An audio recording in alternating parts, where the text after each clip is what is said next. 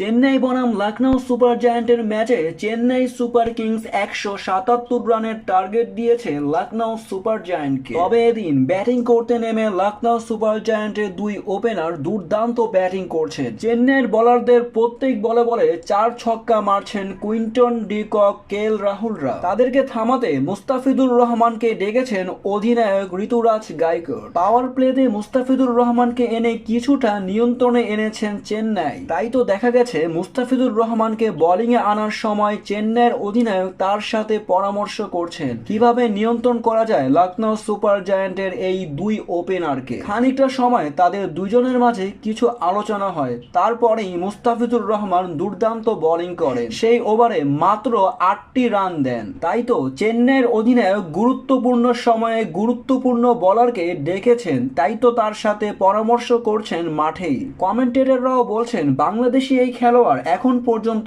IPL এ দুর্দান্ত খেলছেন। তবে আরো জানতে এই চ্যানেলটিকে এখনই সাবস্ক্রাইব করুন।